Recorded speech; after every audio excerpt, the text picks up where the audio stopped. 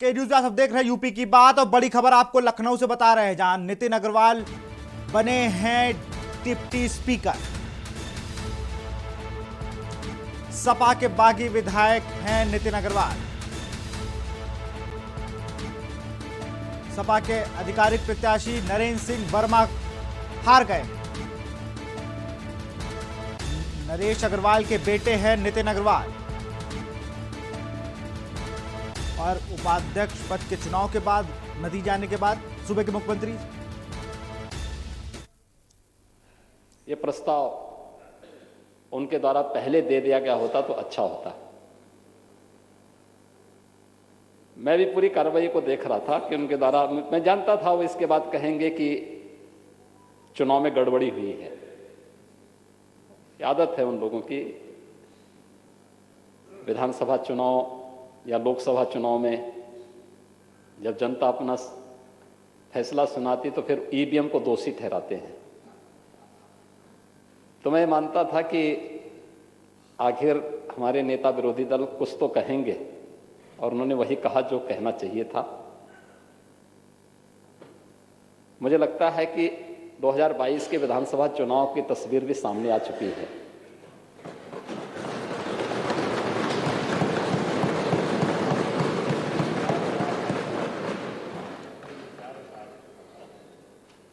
Bharatiya Janata party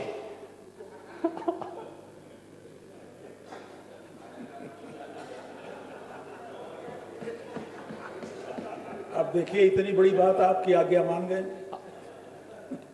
उम्र में बड़े हैं और नहीं, सही मैं बता रहा हूं कि मुझे आपके स्वास्थ्य की चिंता होती है कभी कभी। और मैं इसीलिए पिछली बार आपसे कहा था कि आपको बलिया के काले गाजर का हलवा जरूर खाना चाहिए।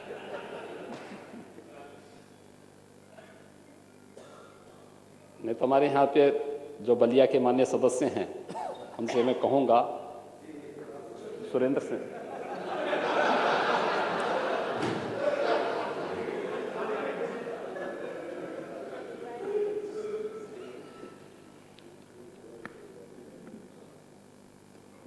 लेकिन बहुत शांतिपूर्ण तरीके से महोदय चुनाव यहाँ पे संपन्न हुआ है। और मैं देख रहा था, स्वाभाविक रूप से दलीय आग्रह भी और पूर्वाग्रह भी हर एक जगह हावी रहते हैं, और उनको व्यक्त करने का एक माध्यम भी सदन मिलता है, जब आमने सामने बैठ करके दोनों वर्ग के सदस्य अपनी बातों को कह देते हैं, लेकिन उसको व्यक्तिगत रूप से नहीं लेना चाहिए। मैं देख रहा था सुबह जिसने 23 में नेता विरोधी दल यहां आए थे, लेकिन बाद में जब चुनाव प्रक्रिया प्रारंभ हुई तो उनको परिणाम तो मालूम ही था कि परिणाम क्या होने जा रहा है। अगले 2022 का विधानसभा का भी परिणाम क्या होने जा रहा है, तो इसलिए यहां छोड़ करके चले गए थे। बाद उनके देखा देखी मैं भी चला गया था, क्योंकि हो सकता है मेरे रहने पर वह खन्ना जी से गुफ्तगू न कर पाए, कोई बातचीत न कर पाए। तो मैंने कहा अपनी बातचीत कह सकें, लेकिन जब काउंटिंग शुरू हो गई और उनके द्वारा अधिकृत जो माननीय सदस्य यहाँ पर काउंटिंग देख रहे थे, जब उन्होंने बताया कि परिणाम तो गड़बड़ हो गया है जो अपेक्षित था, तो उन्होंने फिर कहना शुरू कर दिया कि मतगणना में धांधली हुई है। वो हमेशा की तरह तो ये कहे कभी, क्योंकि यहाँ ईवीएम नहीं था। अगर ईवीएम होता तो तब तो फिर, लेकिन परंपरा और मर्यादाएं, इन सब का पालन सभी के लिए आवश्यक भी है। युवा चेहरा आना चाहिए था। मुझे लगता है कि हमारे अध्यक्ष जी भी इसको पसंद किए होंगे कि एक युवा और अनुभवी सदस्य, पहली बार नहीं है, तीसरी बार वे माननीय विधायक बने हैं, और उनके अनुभव का लाभ सदन को प्राप्त होगा। माननीय अध्यक्ष जी के मार्गदर्शन और संरक्षण में पिछले 4.5 वर्षों के दौरान सदन ने अनेक कीर्तिमान स्थापित किए और हम लोगों ने तो संवाद बनाने का हमेशा प्रयास किया। मान्य विरोधी दल इस बात को जानते होंगे कि कोरोना के कालखंड में भी हम लोगों ने दलीय नेताओं की बैठक की थी, तो समाजवादी पार्टी ने तब भी उस बैठक का बहिष्कार किया था। हम लोगों ने सस्टेनेबल डेवलपमेंट गोल्स पर भी एसएससी के लक्ष्य को प्राप्त करने के लिए जो भारत सरकार ने यूएन ने 2016 में और उसके उपरांत भारत सरकार ने पूरे देश के लिए उन लक्ष्यों को प्राप्त करने के लिए, जिसमें गरीबी के उन्मूलन का है, स्वास्थ्य और बेहतर शिक्षा के लिए है, रोजगार के लिए और अन्य उन सभी विकास लक्ष्यों को प्राप्त करने के लिए जो टारगेट फिक्स किए गए हैं पूरे देश के लिए, इस सदन ने 36 घंटे तक उस पर चर्चा की थी। हम सब जानते हैं राष्ट्रपिता महात्मा गांधी की 150वीं जयंती के उपलक्ष्य में एसएससी पर एक विशेष सत्र आहूत किया गया था। उसमें भी समाजवादी पार्टी ने सदन का बहिष्कार किया था और पूरे उस विशेष सत्र का ही बहिष्कार किया था, क्योंकि वह गरीबी उन्मूलन से संबंधित था, नौजवानों को रोजगार से संबंधित था, बेहतर स्वास्थ्य के लिए था, गुणवत्तायुक्त शिक्षा के लिए था, किसानों की आय को दोगुना करने के लिए था। लेकिन समाजवादी पार्टी को इससे कोई लेना देना है नहीं, तो समाजवादी पार्टी ने इसका भी विरोध किया था। तो संवाद की परंपरा तो हम लोगों ने हमेशा डाली है, हमेशा बनाने का प्रयास किया है, लेकिन उस संवाद को बाधित करने का कार्य हमेशा समाजवादी पार्टी ने किया है। यह कहने में कोई गुरेज मुझे आज यहां पर नहीं हो रही है और मुझे एक बार फिर से यही कहना है कि हम अपनी संवाद की इस ताकत को हमेशा बनाए रखने का कार्य करेंगे। श्री नितिन अग्रवाल जी के निर्वाचित होने पर हम सब प्रसन्न हैं, प्रफुल्लित हैं और श्री नितिन अग्रवाल तकनीकी रूप से समाजवादी पार्टी के ही सदस्य हैं, तो सबसे बड़े दल के सदस्य को उपाध्यक्ष का पद मिलना चाहिए था। यह काम भी उस संसदीय परंपरा का निर्वहन करते हुए भारतीय जनता पार्टी विधानमंडल ने सदन के रूप में यहाँ पर यह भी किया है। युवा भी हैं, तो समाजवादी पार्टी के कई चेहरे सामने आ चुके हैं कि समाजवादी पार्टी युवा विरोधी है, समाजवादी पार्टी अपने ही सदस्यों को नहीं पचा पाती है, अंतर विरोध। क्योंकि अंतर यही है, कुछ लोगों के लिए परिवार ही पार्टी होती है और हमारे लिए प्रदेश ही परिवार है। ये जो अंतर है, ये अंतर ही आज यहाँ पर इस निर्वाचन के लिए बाध्य की है। हमें नहीं भूलना चाहिए कि इन सभी युवाओं को मौका मिलना चाहिए।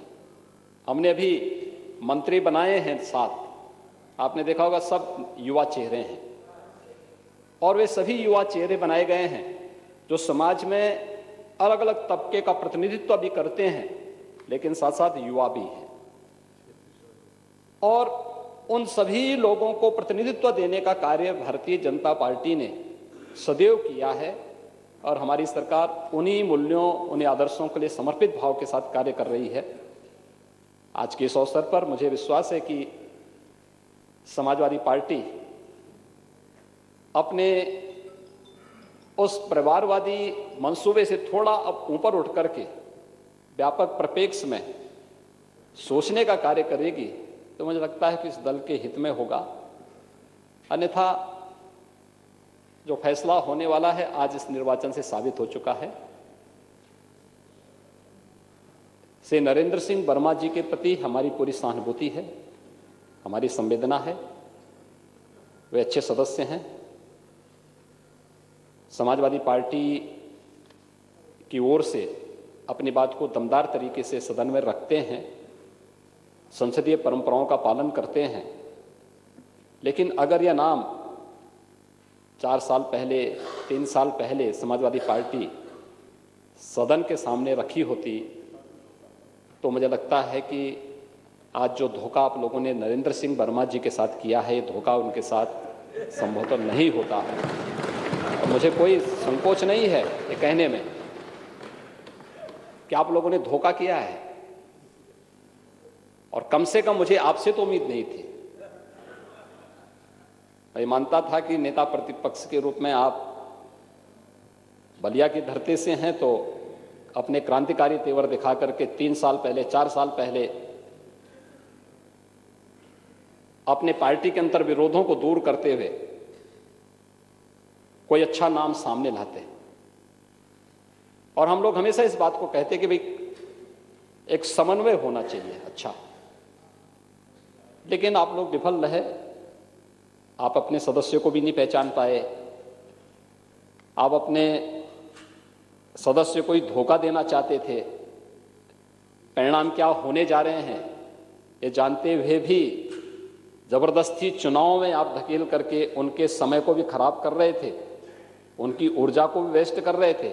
जितना भाषण उन्होंने सुबह यहाँ पर दिया था, इतना अपने विधानसभा क्षेत्र में देते तो हो सकता पब्लिक के दिमाग में कुछ चीज़ें सामने आती कि हाँ कुछ किया है विधायक जी ने। तो दोनों काम आपके द्वारा नहीं हो पा रहा था। धोखा देना था, धोखे देने की प्रवृत्ति है, इसलिए आज ये हुआ है। लेकिन हमारी पूरी संवेदना उनके साथ में है। वे समाजवादी मूल्यों के साथ अपना जीवन यापन करें।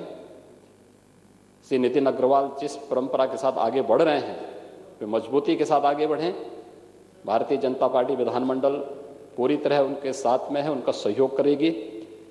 और महोदय, इस सदन की उच्च मर्यादा का पालन करते हुए उन परंपराओं को आगे बढ़ाने के लिए हम लोग सभी मिलकर के कार्य करेंगे। आपके मार्गदर्शन में, आपके संरक्षण में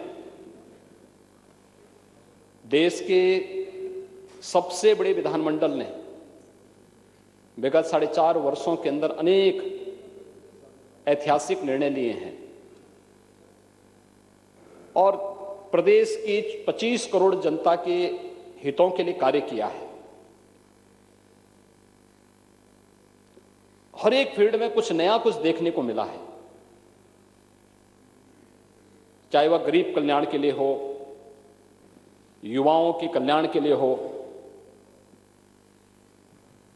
महिलाओं के सशक्तिकरण के लिए हो, किसानों के उत्थान और उनके उन्नयन के लिए हो, प्रदेश के इंफ्रास्ट्रक्चर डेवलपमेंट के माध्यम से देश के सामने उत्तर प्रदेश को निवेश के सबसे अच्छे गंतव्य के रूप में स्थापित करने का हो, या फिर प्रदेश के बारे में जो एक धारणा थी देश की, दुनिया की, उस धारणा को बदलने का रहा हो। विगत 4.5 वर्ष के दौरान ये कार्य सभी उत्तर प्रदेश के अंदर हुए हैं और सदन के सभी मान्य सदस्यों ने मिलकर के, सत्ता पक्ष के सदस्य भी थे, विपक्ष के सदस्य भी थे, सभी ने मिलकर के उन लक्ष्यों को प्राप्त करने में अपना योगदान दिया है। और आज वही कारण है कि उत्तर प्रदेश के बारे में देश की एक धारणा बदली है। उत्तर प्रदेश के बारे में लोग एक अच्छी धारणा के साथ अब सोचने लगे हैं कि हाँ, उत्तर प्रदेश देश के का एक ग्रोथ इंजन बनने की सामर्थ्य रखता है। उत्तर प्रदेश देश की सबसे बड़ी अर्थव्यवस्था के रूप में उभरने का मादा रखता है। उत्तर प्रदेश जो कुछ भी करेगा वह भारत की अर्थव्यवस्था को एक नई ऊंचाइयों तक आगे ले जाने में काफी मददगार हो सकता है। और इस परसेप्शन को आगे बढ़ाने के लिए इस युवा ऊर्जा को आगे और ताकत दे जाने की आवश्यकता है। आज यहाँ पर श्री नितिन अग्रवाल का विधानसभा के उपाध्यक्ष के रूप में निर्वाचन इस बात को साबित करता है। मैं एक बार फिर से अपने विधानमंडल दल की ओर से श्री नितिन अग्रवाल जी के उपाध्यक्ष निर्वाचित होने पर बड़ी भारी मतों से 304 मत उनको प्राप्त हुए हैं। तो 304 मतों से भारी बहुमत से उनके निर्वाचन होने पर उन्हें हृदय से बधाई देता हूं, उन्हें अपनी शुभकामनाएं देता हूं और विश्वास करता हूं कि आपके मार्गदर्शन में इस सदन की उच्च मर्यादा और परंपरा को वे आगे बढ़ाने का कार्य करेंगे। श्री नरेंद्र सिंह वर्मा जी के प्रति भी मेरी हृदय से अपनी संवेदनाएं हैं, उनके प्रति सहानुभूति भी है और शुभकामनाएं भी हैं कि वे समाजवादी पार्टी ने उन्हें अपना प्रत्याशी तो बनाया, लेकिन पूरे विपक्ष को भी वह एकजुट नहीं कर पाए। अच्छा होता कि आपस में एक संवाद बना करके इस व्यवस्था को आगे बढ़ाते, लेकिन वक्त सबको समझा देता है। 2022 का चुनाव और अच्छे ढंग से इसको समझाने का कार्य करेगा। आज का परिणाम इस बात को साबित करता है। मेरे सदन के सभी सदस्यों को, जो पिछले कल से आप देख रहे होंगे बहुत तेज बारिश और आंधी है पूरे प्रदेश में और उत्तर भारत में, एक बड़े भूभाग में, वो सब के बावजूद यहाँ पर आए हैं। उन सभी माननीय सदस्यों को, जिन्होंने, चाहे वह सत्ता पक्ष के हों या विपक्ष के हों, सभी ने इस निर्वाचन में शांतिपूर्ण ढंग से, सौहार्दपूर्ण तरीके से सदन की मर्यादा के अनुरूप यहाँ पर व्यवहार करते हुए निर्वाचन में प्रतिभाग किया है। उन सबको भी हृदय से धन्यवाद देता हूँ और दीपावली की मंगलमय शुभकामनाएं आप सबके प्रति व्यक्त करता हूँ। धन्यवाद। माननीय नेता प्रतिपक्ष।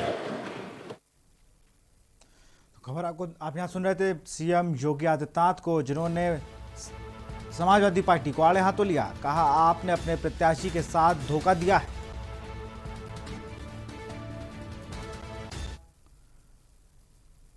यहां रुकते एक छोटे से ब्रेक के लिए, जल्द हाजिर होंगे। आप देख रहे हैं की न्यूज।